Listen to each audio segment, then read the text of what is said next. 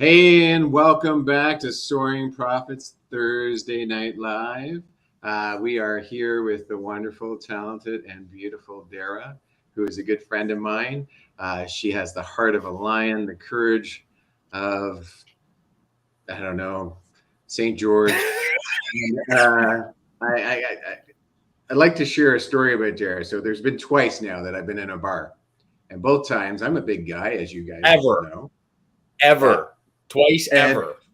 Twice ever. The Yeah. only two times I've ever been in a bar. And these two times there was a gentleman that was kind of in my face. And little Dara, all of 3 foot tall, got in between us and said, "You don't understand. If you bother this guy, I'm going to kick your ass." Something like that. And both times the guy backed off quickly. But so she's my protector. And she's also a mother and a wonderful educational assistant. She has helped countless children not only find their goals, but find happiness and be loved and cherished and just have a joyful life. And she is very talented as an educational assistant, talented as a mother. She has 3 beautiful daughters, I believe, 2 beautiful daughters. I don't know where the third one is. She doesn't know yet. She's having it. Unfortunately, not too long ago, she was told that she had cancer. And she not only overcame it because she is the most courageous woman I have ever met, but she went through a lot of trials and tribulations. It was a rocky road up and down, and I would never wish that upon anyone, especially not someone as near and as important to me as Dara. She also has a wonderful husband named Steve, who I love, who's done my floor.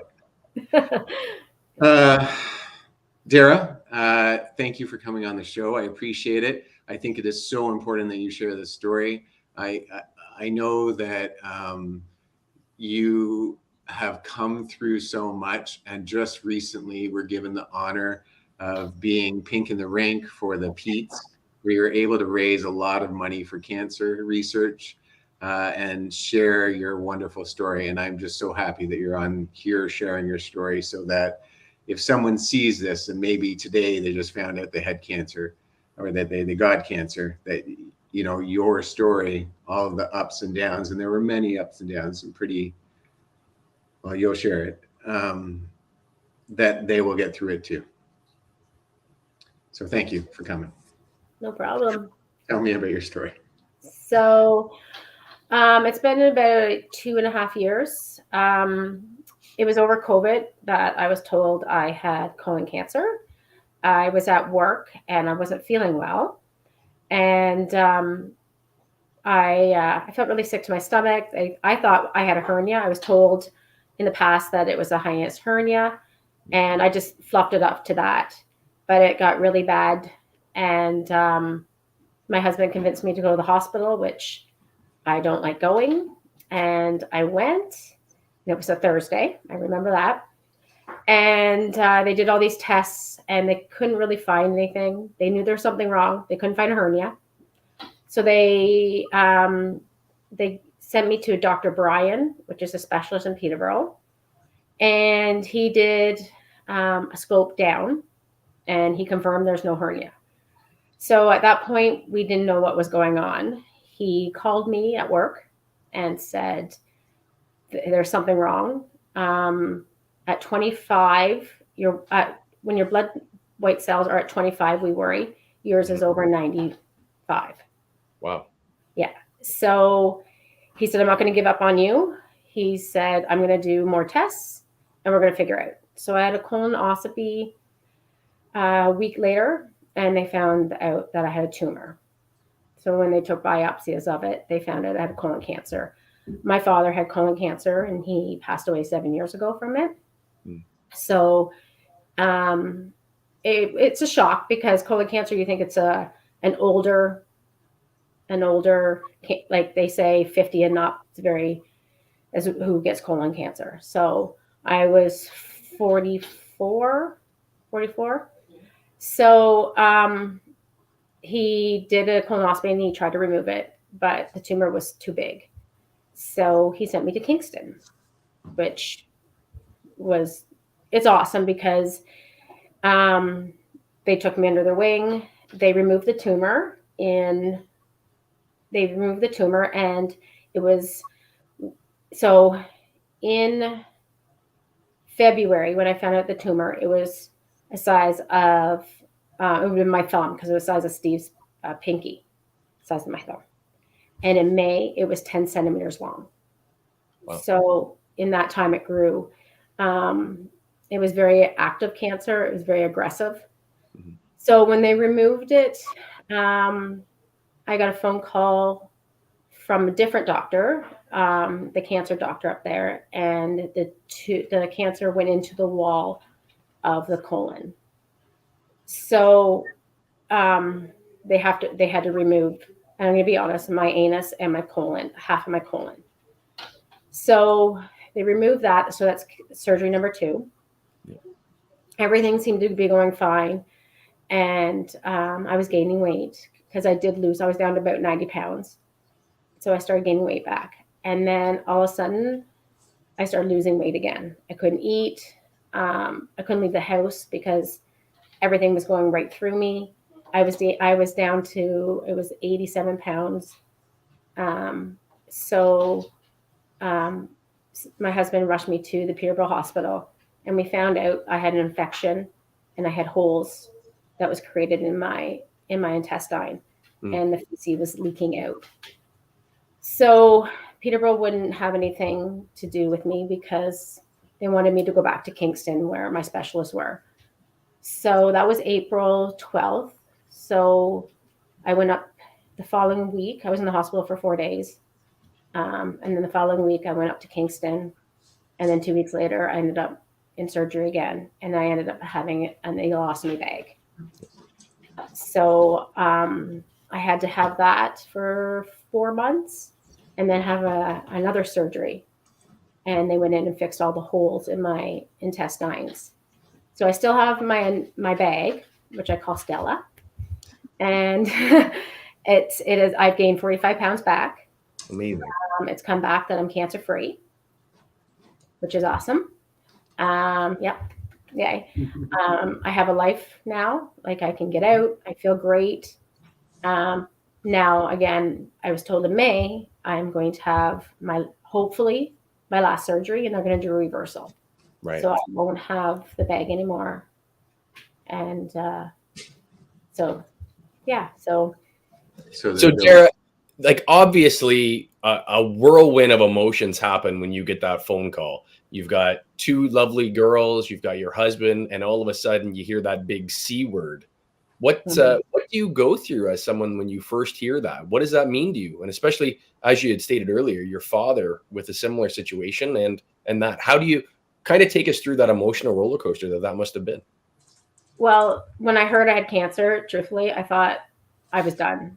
Right. Just because I think of what I went through with my father. He was in stage 4 right away. Like he went from knowing to stage 4 to passing away. Yeah.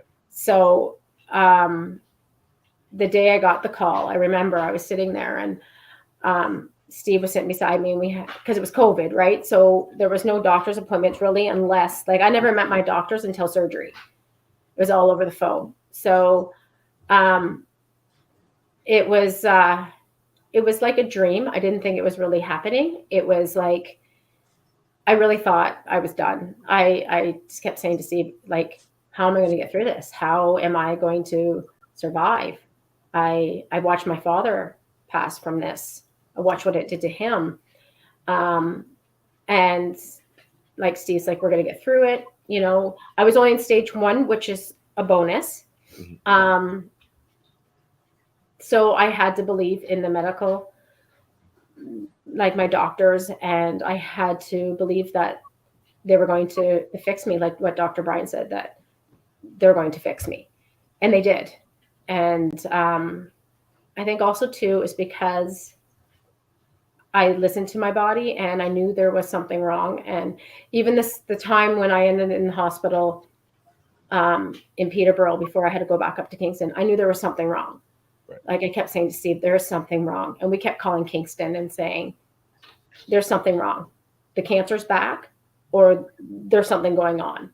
I'm not feeling well, and I should feel better.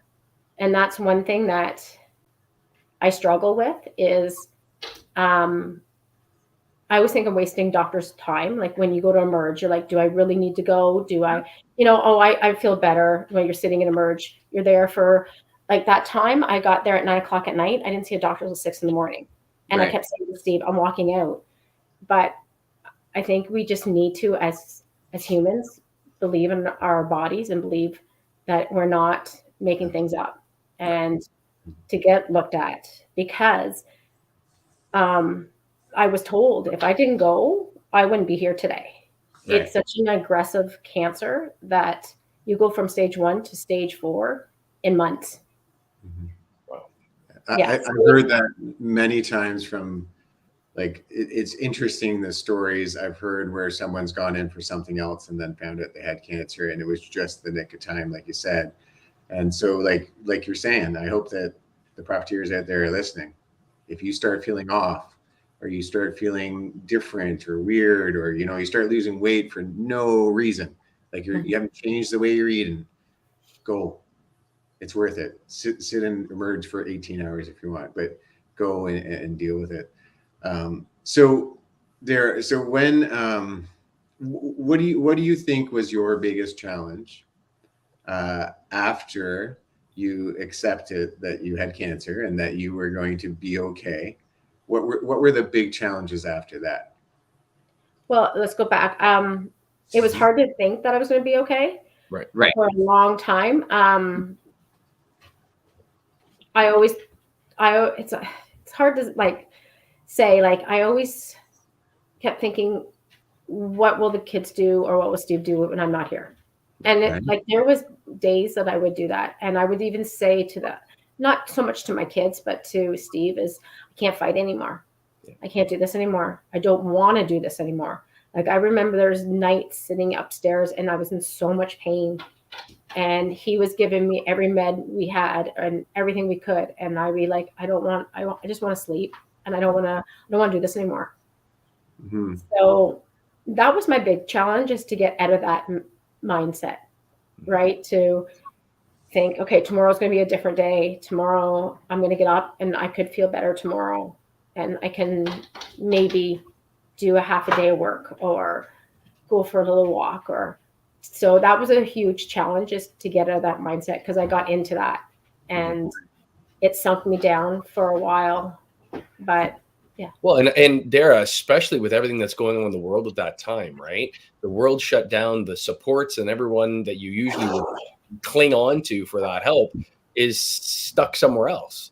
Yeah. Like, talk about kind of an alienating experience on top of, an ailment that you've just been told this could cost you your life. What a roller coaster of emotion, for sure. That's wild. And it was hard because a lot of my appointments, 2 of my surgeries, Steve wasn't allowed to be with me. Right. So I had to do them all by myself. And that's 4 surgeries. I think we counted 10 procedures that I had to go to the hospital by myself and was put out for, and then waking up and then being wheeled out to him, but not having him there.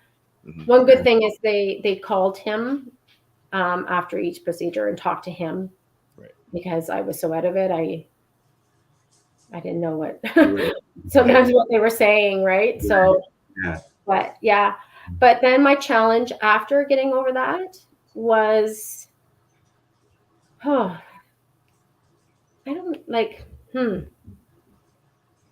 physically is becoming stronger.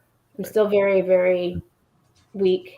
I did get into some depression there for a while before I started going back to work.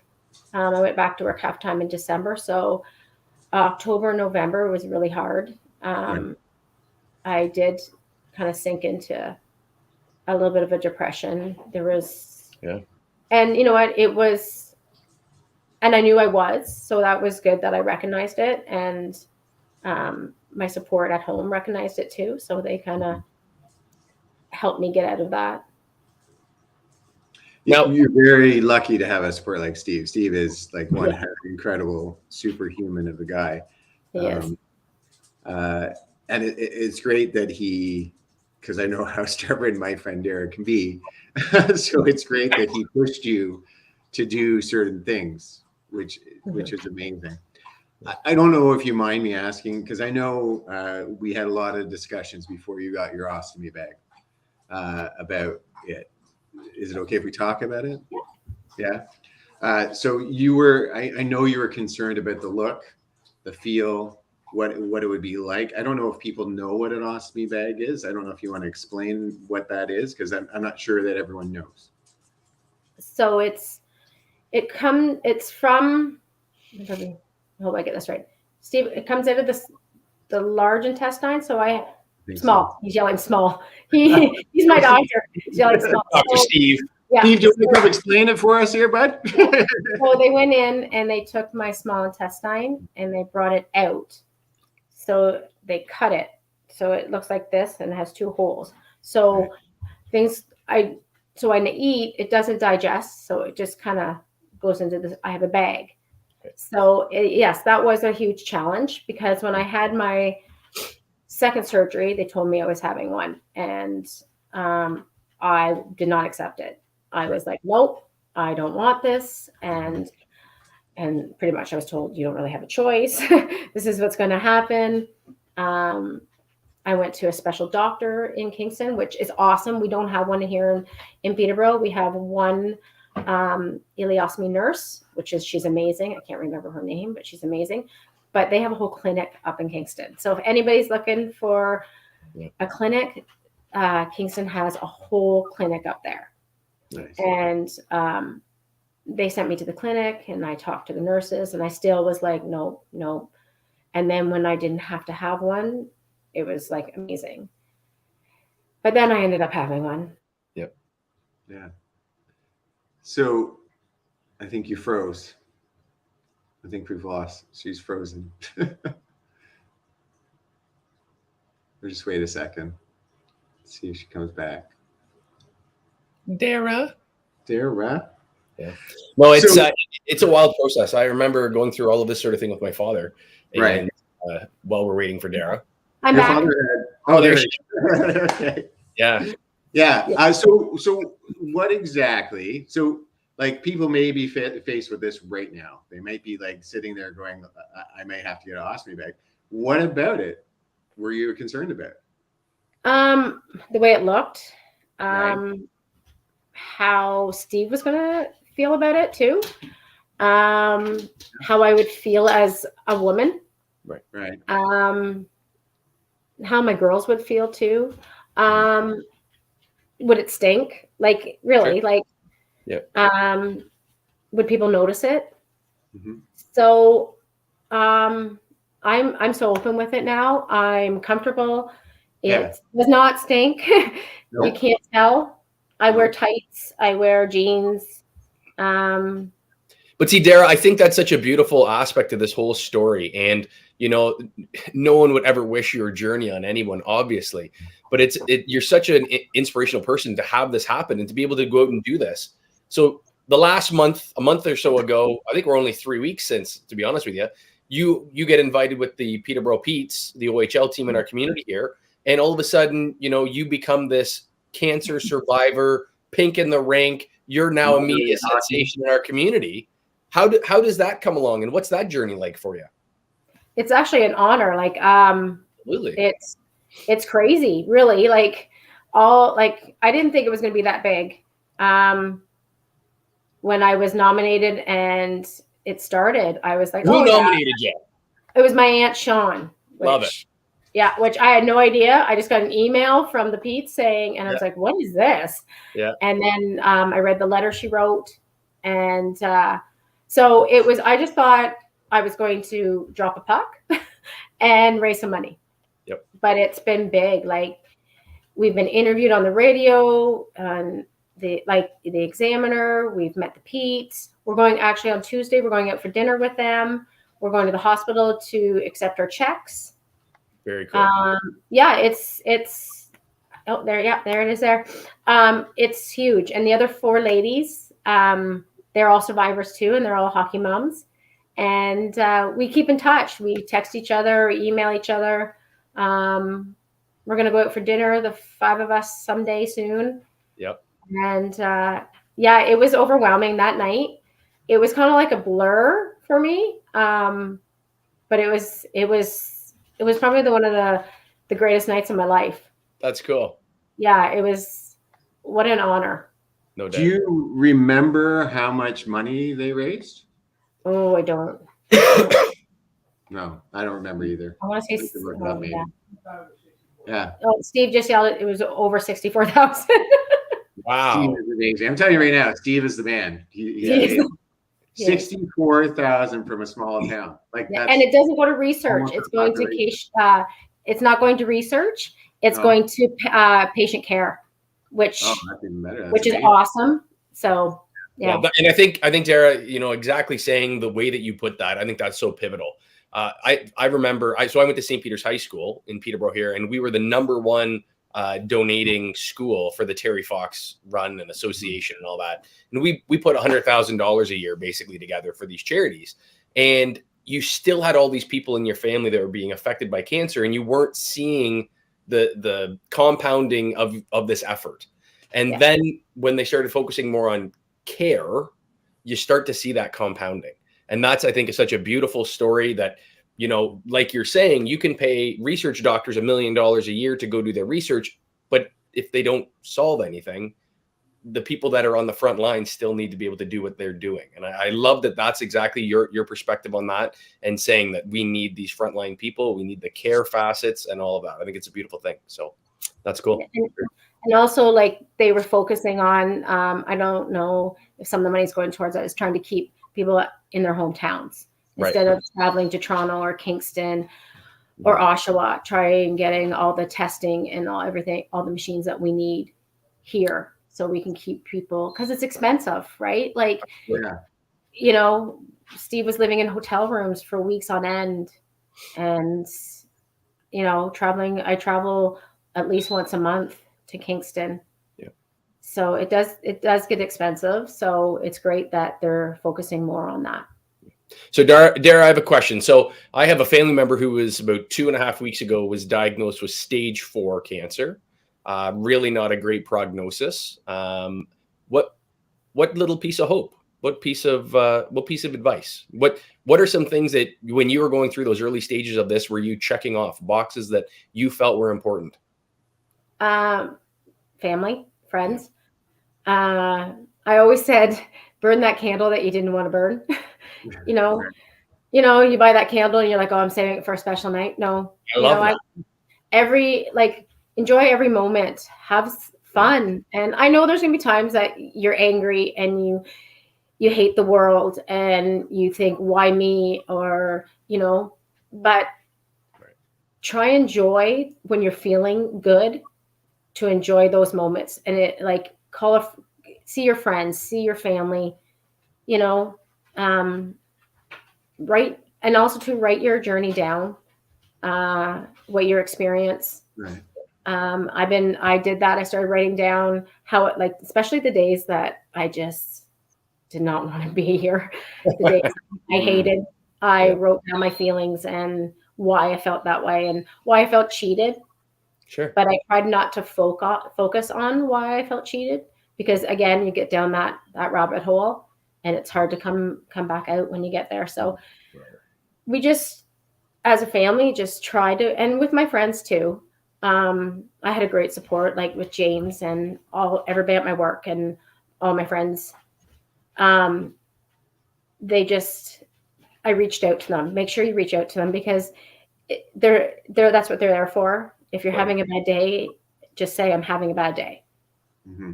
And I go, a lot of times, do you want to talk? Sometimes, no, I didn't. And, I do. I need somebody just to listen to me. And also, what I started doing too, when I told you in October, November, I got down that rabbit hole a little bit. Yep. Yeah. And I was kind of listening to some people, but they didn't know what I was doing, what I was feeling, because they haven't experienced it. So I reached out to the Canadian Cancer Society. Okay. And they have a chat, and and you don't have to put your own name. You don't have to. They suggested, if you're not comfortable, put a picture if you want. You don't. And I found a few women that had colon cancer and was kind of going through the same thing that I was going through. They were a little bit ahead of me. They've already had the reversal and all that. So it was nice to actually talk to somebody that, you can just talk to. You don't have to have a relationship with. It's just some advice. Somebody, you text and say, I am so miserable today because of this, this, and this. And they're like, okay, this is what I did when that was happening to me. Yeah, knowing that someone else out there has done, has felt, has been in the shoes that you are.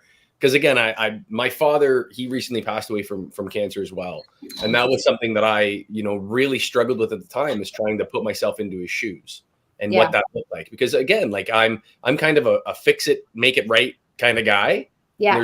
There's nothing I could fix. There was nothing I could make right. There was no rhyme, no reason that I could do anything. And then what that looked like for my father in his situation, I often thought to myself, I'm like, am I pushing too hard? Am I driving him nuts on top of all the other things that he's dealing with? And I think that's such a beautiful thing to be able to have that support network for yourself, and especially, other women that have families and children that are going through this and what that looks like. I think that's fantastic. Yeah. See, my girls were older, so we didn't keep anything from them. When Steve and I found out that I did have cancer, we sat down, just the two of us, and said, okay, how are we going to talk to the girls about this? And are we going to be honest with them with everything? Right.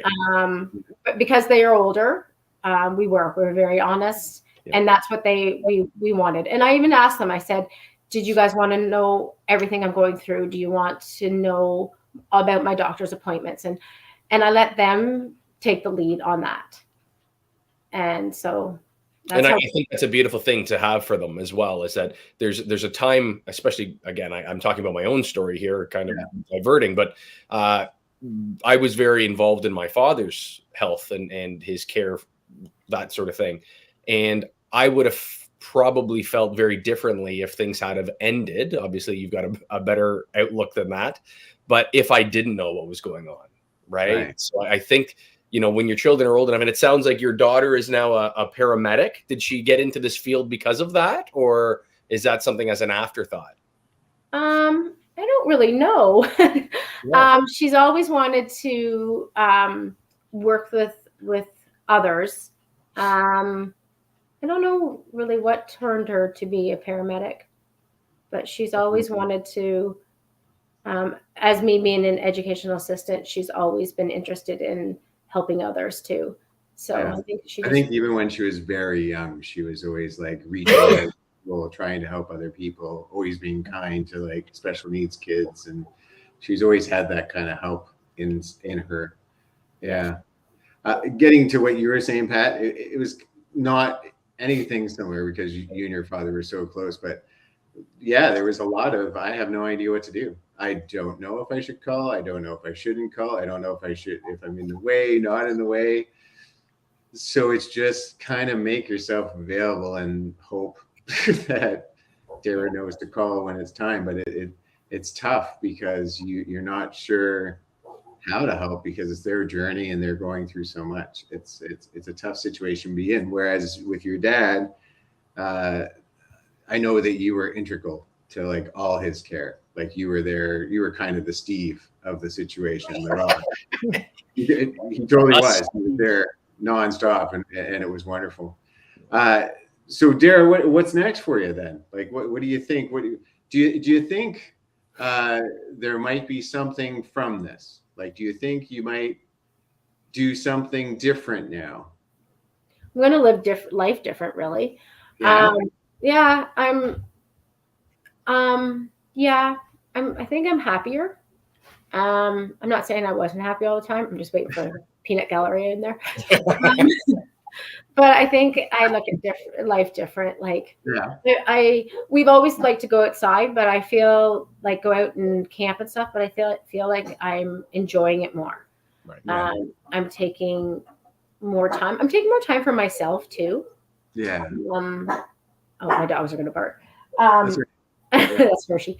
I take more time for myself, and I don't feel guilty of it anymore. Like I Right. always felt like I should be doing something for my Right. family all the time. But Yeah. now I'm like, I'm gonna do it for myself. And oh, my dogs. Sorry, Yeah, like the house doesn't necessarily have to be clean, and no, and you know what? you And miss that's it the or thing. work. And we don't have dinner on the table at Yeah. 5 o'clock, and and it's okay to, like, you know what, we're going to go for a walk, or we're going to sit outside and do all this, and I'll get to dinner. That's our hound. I'll get to dinner when I get to dinner, and Yeah. and Do you have not any, stress. Like, that would have stressed me out hugely. Like 2 years ago, I would have been just beside myself that he's barking. But I'm like, oh well, he's just talking, right? Like, I think I'm more like, oh well. Well, Right. perspective becomes such a thing, right? Is that when you're kind of looking down the barrel of a loaded gun, the little things start to just kind of fold away, and you can focus on the things that are truly important and emphasize them and work on them and develop them. And like you say, 5:30, 6, 7 o'clock for dinner. Who cares, right? Yeah, Like, doesn't matter. we're doing it together. We'll have some fun doing it. Yeah, no, absolutely. I love that. Yeah. Have you started doing anything that you didn't do before? Um, Like, is there anything that you do that now that you wouldn't have, or you plan on doing in the future? I've always done crafts, so no, nothing like that. No. No, I haven't done anything yet. Maybe buy a goat. I don't know. I don't know. Maybe buy a goat. Oh, we bought 2 goats. Yeah. And that's something I would have never done. Yeah, we have 2 baby goats. Yeah, I would never have done that ever. I love that. Yeah, So but you have I would two never wear because snowshoeing either. one And we got gets all these moved. snowshoes. Yeah. We go snowshoeing now, Mhm. and I don't know. I think I just spend more time with my family and my friends more. Like I come home. I used to come home right from work and start dinner or cleaning. And now, if Isabel's home, that's my youngest, we'll watch a show together. Or, I guess I don't sweat the small stuff as much as I used to. Yeah, I still do at times. Like, old Dara does come back now and then, but I think I'm happier, really and truly. Like I really do, and I really like. With Steve and I, we have fun. Like, I didn't say we didn't have fun before, No. but I think we joke around a lot more, and like, we went bowling the other day. Like we just went bowling. I would never talk about a solidifying relationship builder. Yeah, you know what I mean. Like, we're laughing and joking about superhero Steve here, but he was like he's that guy that now you look at, and if there was ever any questions about is he going to back you in a tough time, 100% that he's got your back. He's there for you. He supports you. He loves you. He cares for you. And it's those trials that come along in our lives that really truly separate the wheat from the chaff. And I think that's a beautiful thing. And I appreciate what you're doing in your life, and I love the fact that you're doing this right with what having an opportunity with us tonight, the Pink in the Rink, telling your story, because you hear about cancer stories and you hear about that sort of thing, but it doesn't have that smiling face kind of behind it. That you have all the other things you've went through. You've went through probably as much as anyone else out there, but you're coming out saying, no, I'm happier. It's solidified my relationships. I'm coming out a better person of this. And I think that's such a great story. Thanks. I think it's fantastic. It doesn't necessarily mean that, like for you, like you said, when you first heard cancer, you were terrified. You were worried that you were going to die, that you were going to leave your kids behind. And I think like medicine has changed so much, right? And it's just so amazing. The things that they were able to do to help you is incredible. And I think it's wonderful that, you went from, I get the whole body image with the ostomy bag. Like it is a thing, but you can't tell. Like you really can't. I see you every day, and I have no idea if you have, and there's, it's wonderful. And Steve, who is the heroic giant, I'm telling you, he's like just this big galoot of a man that's quiet and steady. And he'll come to our like friend group parties, and he's like off in the corner having a little nappy poo. Yeah, he just lays his waiting head. for just waiting for Dara to like be done so he can take her home. He is always like, even way before this, he has always been a wonderful support for you. And I think it's fabulous that you have him. And it's great that you guys are so close. And I would have been shocked if he had saw you any different for any reason. And I think it's great that you guys are on the other side, stronger, better, wonderful, and now you're doing more things. And it's great. So do you have any like family trips planned or like anything like that? Like, I know you just went somewhere. We went to a hockey game as a family. We went to the St. Louis game in Ottawa. I can't travel yet. I have to wait till my next surgery to get the okay. It's never, the doctor said to me, I'm not telling you not to. I'm not telling you not to. Just in case something went wrong again. You never know, right? So, but we were talking.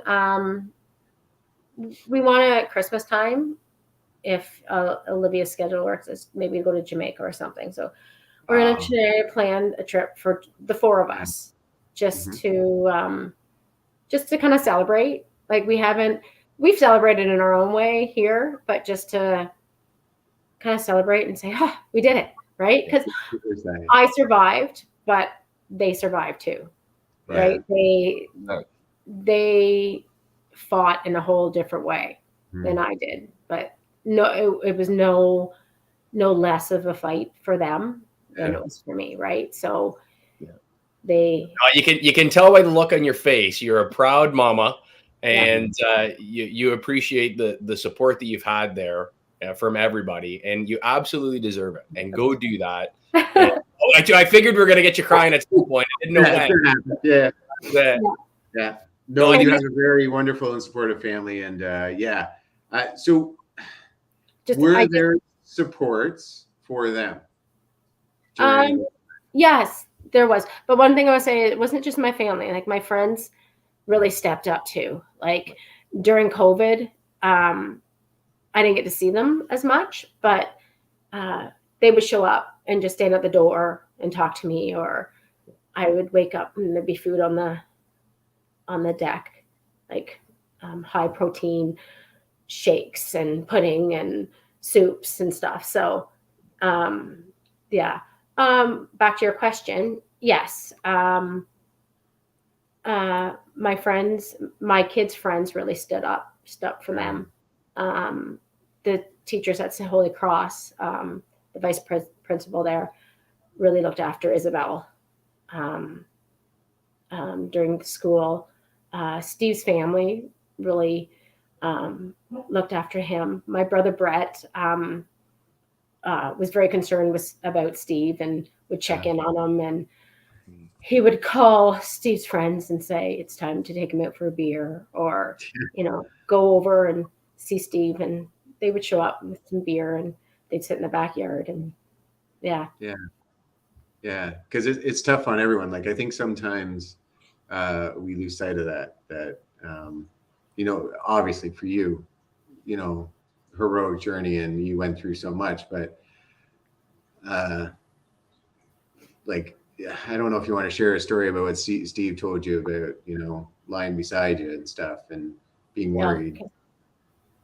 So we never want to share, but like stuff like that, I could not imagine having to deal with the person that you love most in the world, and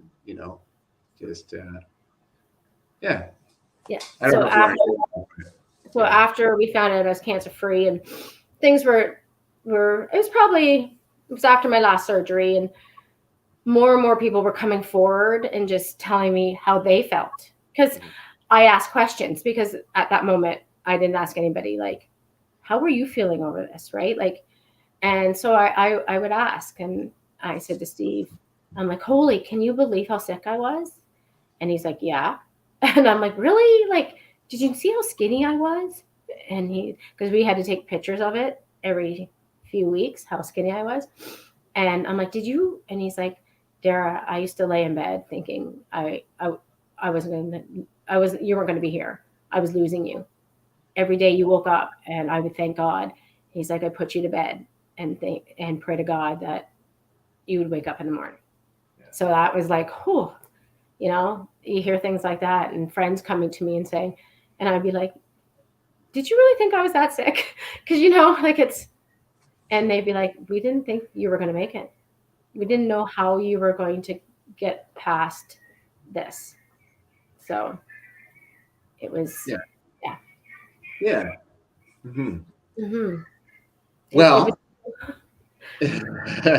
yeah, no, that is 100% true. There were a lot of people who loved you that were very concerned, and most of all, Steve. And I could not, the powerhouse of a man who every day put his wife to sleep, and worried, because there was a time that you were very frail, for sure.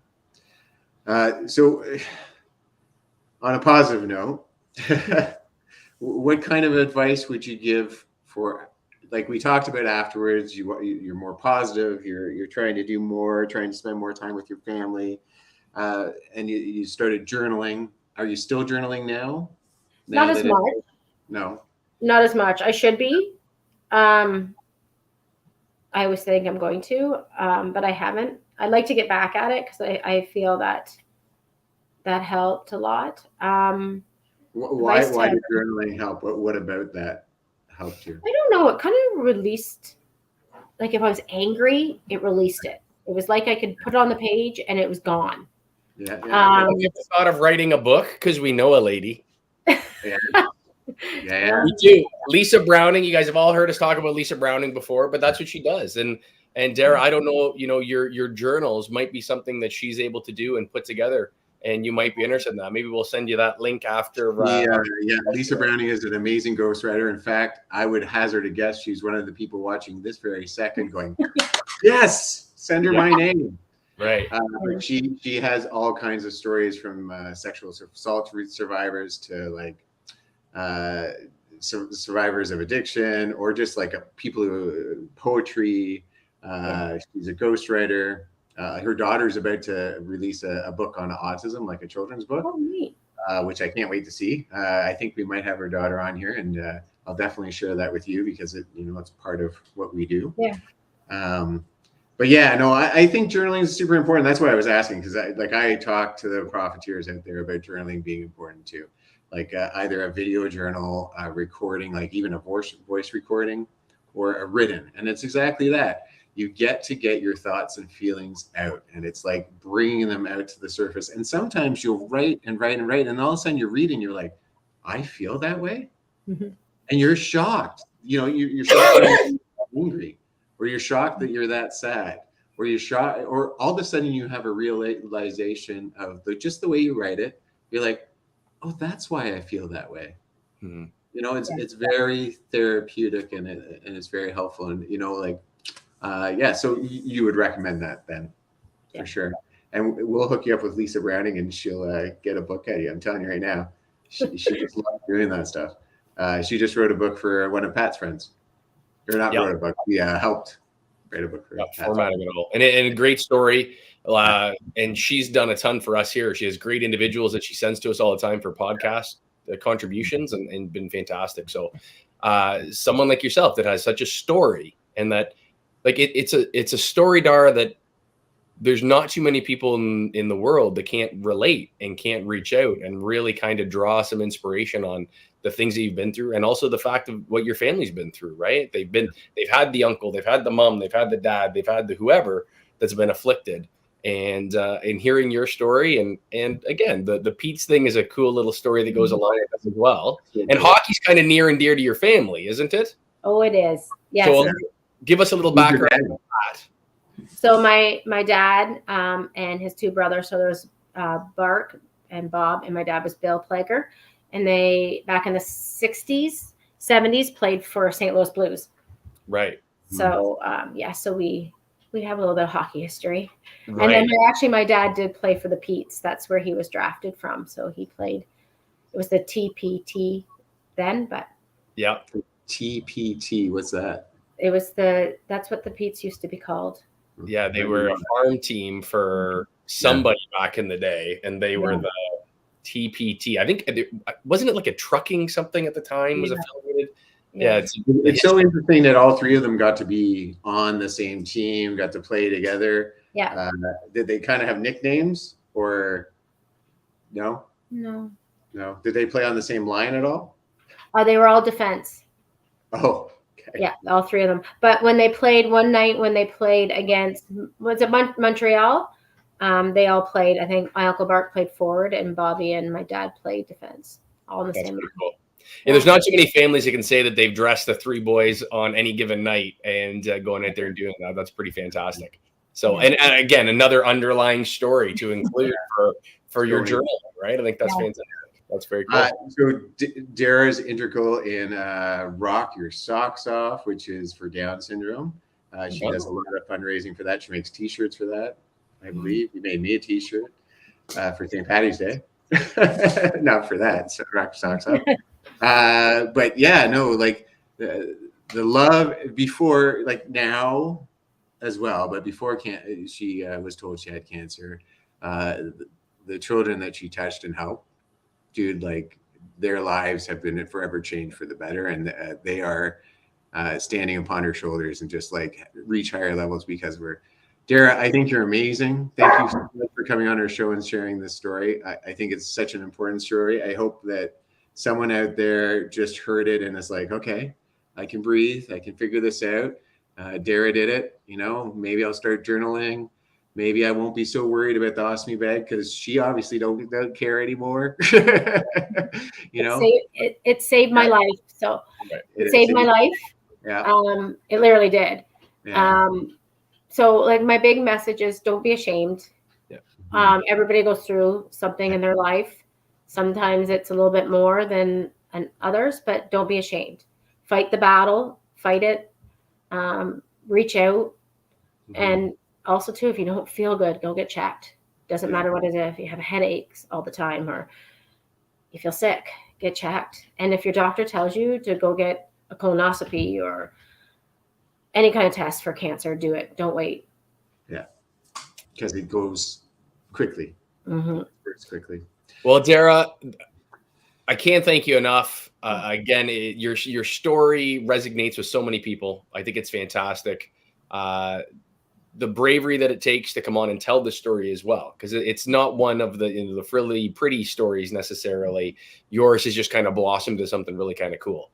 And thank you so much. And this guy here beside me, he kind of warned me coming into this one. He's like, this one might be a bit of a tearjerker for me because she's a good friend of mine and I love and respect her very much. So I don't know if you guys maybe caught that a little bit, that there were some times there where James maybe got a little choked up, but this was a tough one, I know, for him. And this, you have a story, you have a family, you have people around you that what more could people want, right? And that's a beautiful thing.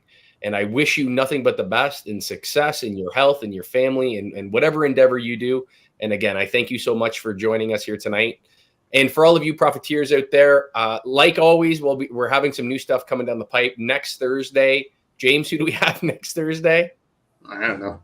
He's crying over there. He can't even read this. I was kind of concentrating on this one.